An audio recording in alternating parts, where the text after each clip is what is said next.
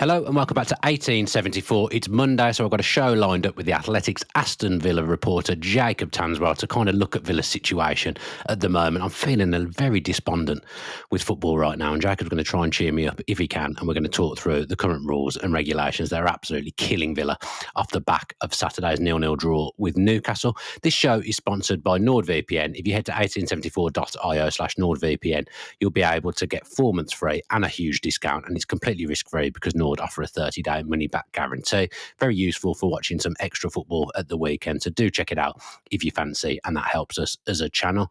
Jacob, it's Monday afternoon. You've just finished your fruit platter. How are you? Very well, thank you. A little bit tired. I don't know why. I think it was one of those weekends, wasn't it, where you weren't very well. You said to me you weren't very well. I wasn't very well. Had a overnight stay and not stay.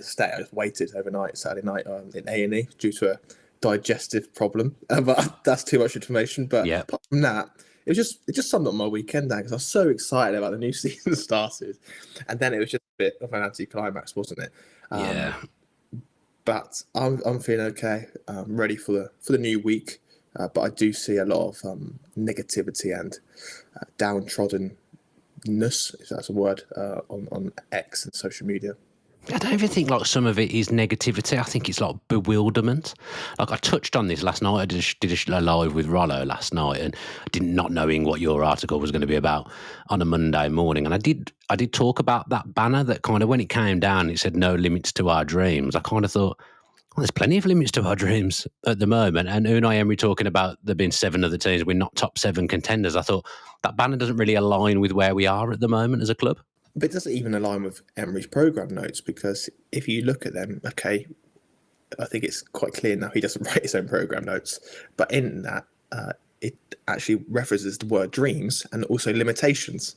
Yeah. So that directly contradicts the TIFO. Obviously, the TIFO is there to inspire, and of course, it shows that Villa have entered and achieved novel heights and climbed new peaks, basically. But now you're looking at a bit more of a downtrodden picture, aren't you? Because of the reasons for which we'll outline, and also just the general tough going of this summer.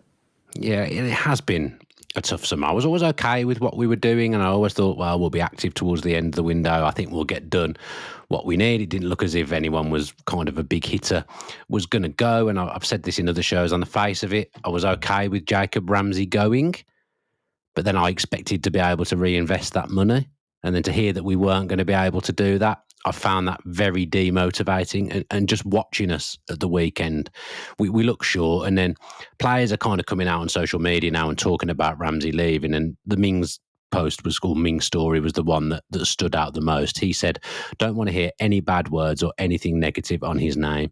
You don't know the half. So it paints the picture at the moment of kind of a very frustrated football club all round. No one can really do what they want to do, and I find it very no disrespect to Forest, because I like Forest, but seeing them like bringing in a host of players this week, it's almost like, why can they do it and we can't? I know the reasons we can't, because of PSR and our wage bill is astronomical, but we've sold so many players and more will go. To not really be active in the transfer window at all, and to see players leaving now and almost you can't replace them, I'm finding it really demotivating. Yes, we've reported ever since I've been at the Athletic. It seems like we've been reporting on Villa having to sell a player, and it feels like it's just this constant window that's always coming about PSR, UEFA squad cost rules, and there must be a feeling of when this is ever going to alleviate. When are we ever going to be able to spend freely? At the start of the summer, we reported that Villa would have to sell just to make up the deficit. A lot of people pushed back, saying, "How do we have to sell? We sold Duran, we sold Moussa Diaby," but it was because of obviously Premier League PSR, which would later be solved with a women's sale. Then it was UEFA squad cost rules, which is still an ongoing issue. But then, as it's transpired, a key factor is the football earnings rule, which is explained in the article. So I always felt that they wouldn't be able to replace whoever they sold, be it Martinez, Watkins, or Ramsey. They need more outgoings.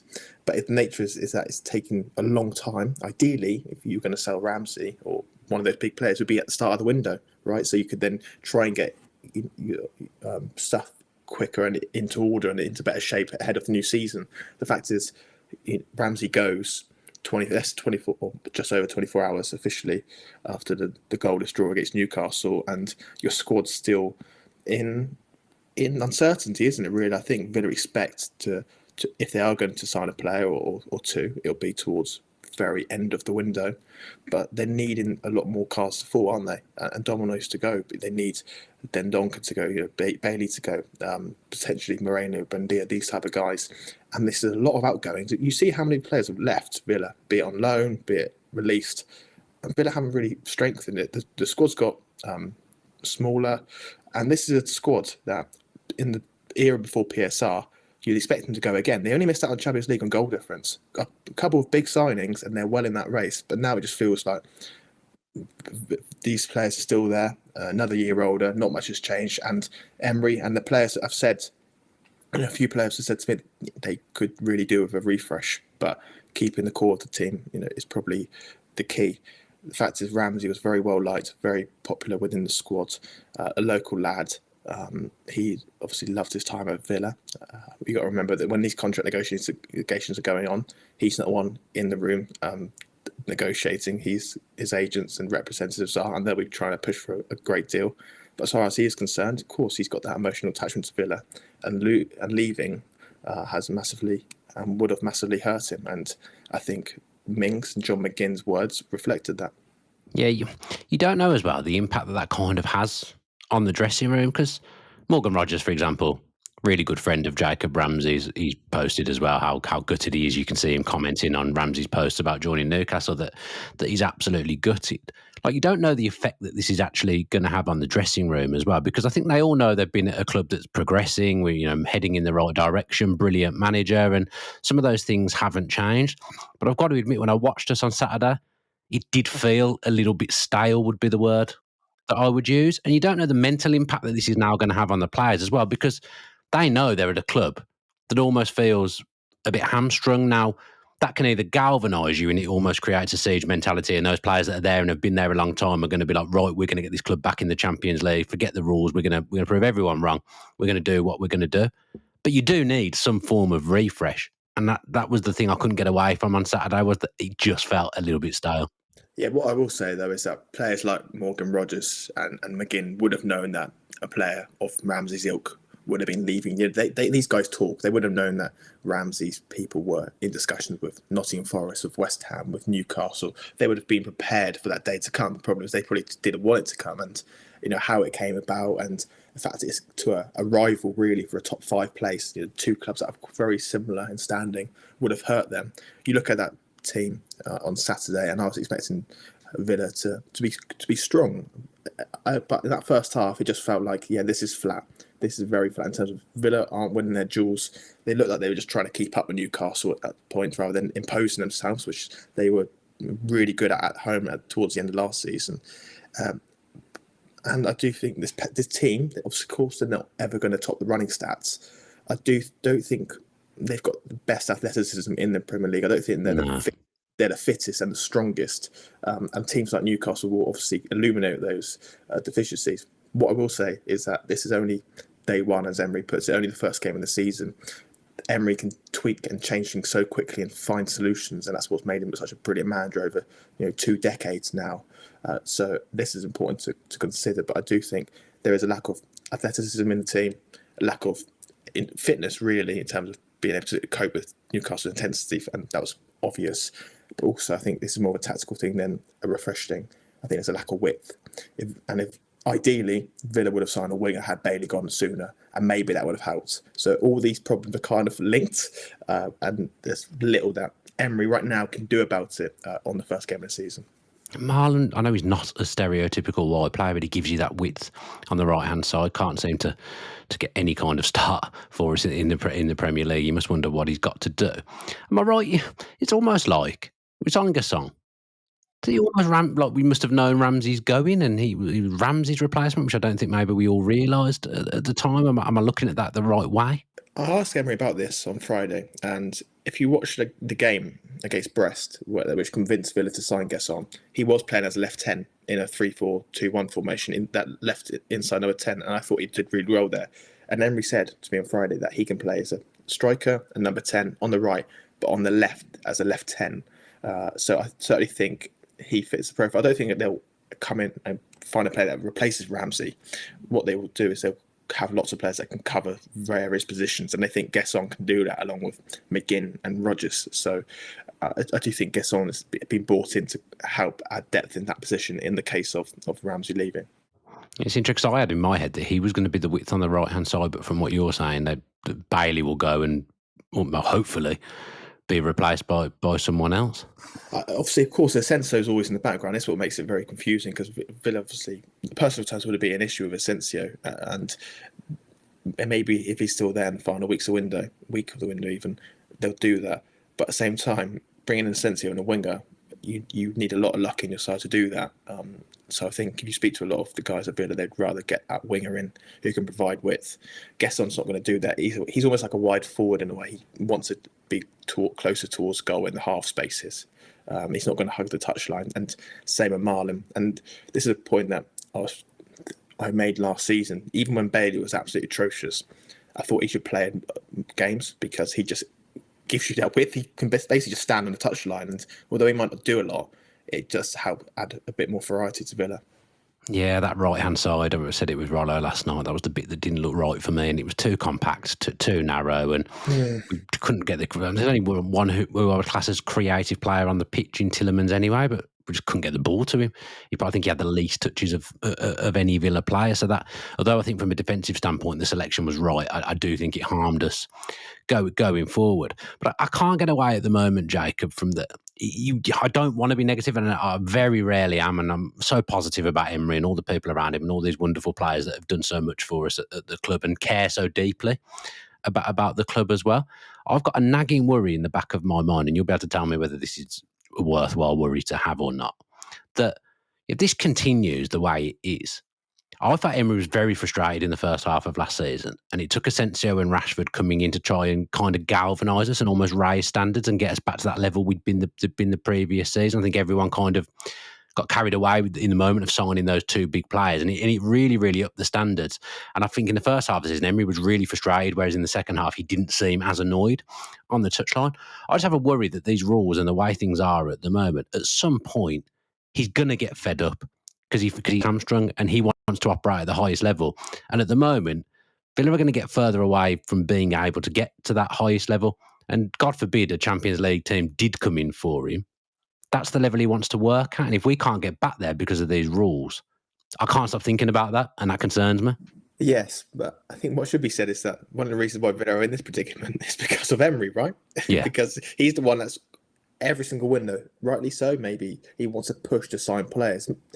You see with Eddie Howe, he went 3 windows without signing a senior player. Would Emery accept that? Probably not. Definitely not, actually. So he'd have to shape shift in terms of, instead of just saying, right, we're going to sit on the hands this window and not do anything, Emery's pushing.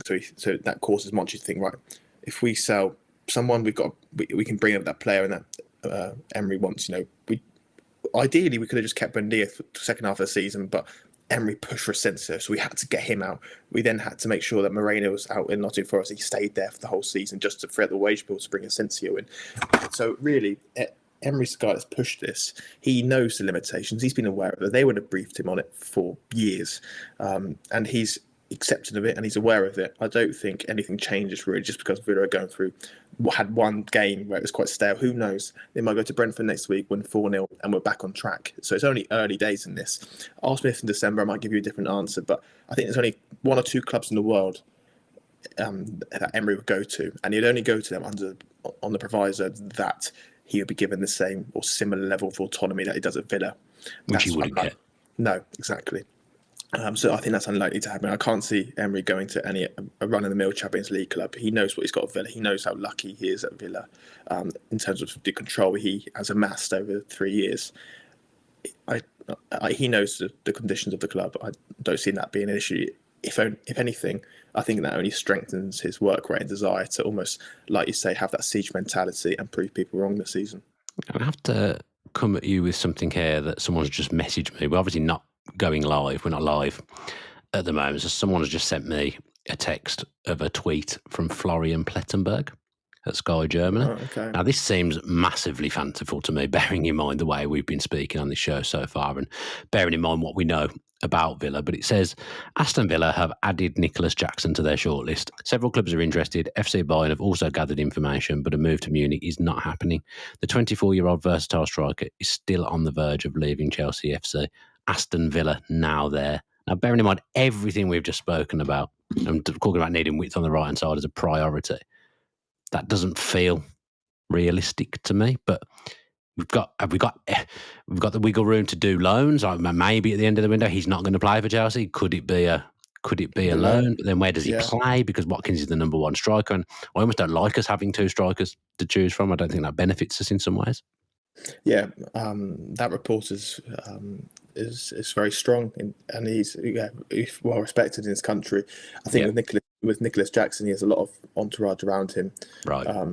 And also, I think if reports are to believe, in the last 2 months, Chelsea were valuing him at 80 million. And of course, Villa can't do that. They can't even get anywhere close, probably even half that, definitely half that. So I see that's unlikely on the permanent, obviously, unless a lot of players leave a loan, maybe towards the end of the window, possible. We all know that Villa and Emery like Jackson. That's not in doubt. They've always been keen on him, and he's always a potential because of the Villarreal connections. But yeah, I don't know what else to say. That fee won't happen if it's in a permanent deal, and it's 70-80 million pounds. No, sorry to put you on the spot with that. I saw the text come through. I thought I might as well look at what this says whilst we're on, because I knew it was going to be Villa related. But yeah, it seems fanciful to me that that's something that's on the cards. And it would go against everything that Villa are saying, and multiple people are saying at the club. Yeah, but there must be no point selling Ramsey for the fee that they'd sold him for, and then just putting that money on Nicolas Jackson. It almost wouldn't make sense at all, would it? I'm struggling with what else to even say, Jacob. I just feel a little bit. I just feel frustrated with things at the moment. Where do you see Villa as being? If things stay as they are, like, let's say what you think is going to happen in the next few weeks happens. Do you still think Villa can get top five? Because I've predicted Villa to finish fifth everywhere. But then I watched this on Saturday and thought, I'm not sure we've got enough, actually. In my various previews, I've kind of flirted between 7th and 8th for Villa. I was, Saturday wasn't a surprise to me. I do feel it was a surprise to me, I've got to say. I know we always have that optimism. I'm looking forward to the campaign, but I don't think Villa are top 5, top 6 material at the moment, unless Emery and his players can work a miracle. I just can't see it. We did say weeks ago that I feel in order to compensate for the lack of freshness, they do need to evolve. They do need to change something tactically. Didn't see any of that against Newcastle. If anything, they only showed the worst parts of themselves in terms of being one pace, lack of athleticism, lack of width.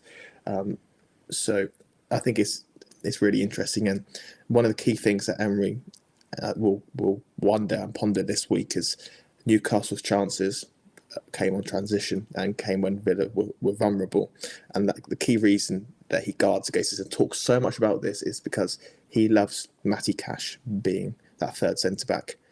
Matty Cash can't be that third centre-back when they have no width in front. And you see that when Conte gets sent off, Cash is not even in the picture because he's too busy trying to do the right winger or expansive right-back job. That's not his role. He's there to protect and be limited in possession and to stay behind the ball. So I think that transitions are really quite important, and that'll be a theme this week. Getting the ball to Tielemans is key. There's no point playing Yuri Tielemans as a number 10 if he hasn't got any runners. If he hasn't got anyone that runs behind the ball, no point playing him there, because that's where he's great at connecting. If everyone comes to feet, McGinn, Rodgers, Tielemans, Watkins come to feet, then it's just so easy. Like we saw Dan Burn, who I thought was exceptional on Saturday. Did a job, didn't he? Did a job on Watkins. Yeah, but all these guys need to do is just get tight, because no one's spinning off them, no one's running from out to in. They're all coming to feet, they're all showing to it, and it's easy for centre back. You just snap into it. So, I just think Villa need to really look at what's made them good and keep those elements whilst somehow finding some way to evolve it. Yeah, I said this yesterday with Rollo that I agreed with the team selection, not Mings going in and Anana for that stability defensively against a very athletic and mobile Newcastle. But the problem with it is that your passer is in the number 10 position. You're not getting the ball to him because you ain't got any passers behind him. So Torres obviously wasn't playing, who's a very, very good distributor. And then Tielemans is playing as a 10 instead of a 6. So it's almost like if Tielemans is playing as a 10, you almost need Pau Torres, even though I'd always pick Mings, and I love Tyrone Mings, he's my favourite player. For Tielemans to play as a 10, you almost need Torres as a centre-back, I would say. Or I would like to see a bit more, actually. I haven't watched the game back, so forgive me if this happened quite regularly, but I would love to have seen Kamara drop into that right centre-back and become a 3, and then that means that Cash takes up a starting position that's higher anyway. But that means Tielemans can drop a little bit deeper into that position, and then that creates space in turn for Rodgers and McGinn to then operate. There's not 3 players in that really crowded area. There's only 2. So I'd like to see that a little bit more. I mean, I know Villa haven't got a wealth of centre backs, but I do think if you haven't got a winger, then a wing back system is a really good route to go, because it keeps everything that Emery loves about having your left back high, having a width on the other side, and having 2 10s behind Watkins. So I would like to see that at times if Villa can't get that winger in. And that goes back to the evolution that Villa need to do. Yeah, it's a difficult one, isn't it? I almost expected that kind of back 3 element of Kamara dropping in and Cash being able to go wide because Onana did it in front of him, but it didn't happen. Onana did it against Marseille, and it worked for McGinn's goal. Really, really well. And Hemmings did that at times as well in that game. So they obviously have worked on it in pre-season, but it depends on the type of game. I guess against Brentford, I think it'd be a great opportunity to do so. They did it actually last year at Brentford with Disasi playing, and he's playing one of his best games then. But yeah, like I say, it's only the first game of the season. I know everyone's a bit down in the dumps at the moment, but football's reactionary, isn't it? Things change, opinions change. Villa go to Brentford, put on a really great job. A few players leave. Villa then start looking for incomings. Then the picture and the feeling will change. Yeah, that's true. Well, let's hope that that's what happens, Jacob. And thank you very much for joining me today. And thank you to NordVPN for continuing to sponsor us as well. Do check those guys out if you want some extra football in your life. It's a really, really good deal, and it is a top appliance. I don't really know what to call it. I'll call it a top appliance that enables you to get more football into your life. So if you've watched via YouTube, if you could give us a like and a comment and subscribe with your post notifications on, that would be absolutely fantastic. On Spotify and Apple, give us 5 stars, leave us a comment, leave us a review. All these little things help us. So if you could do that, if you're enjoying the content here on 1874, that would be brilliant. Go back and watch the previous 2 bits of content over the last kind of 24 to 48 hours as well. My kind of vlog with my dad, if you can call it a vlog, and then me and Rollo caught up last night and did 15-20 minutes off the back of the Newcastle game as well. So if you haven't watched or listened to that content yet, go and ingest or digest that content. There'll be plenty more content even through the week coming up on 1874. So keep your eye on our socials as well to find out when everything is out. And as always, up the Villa.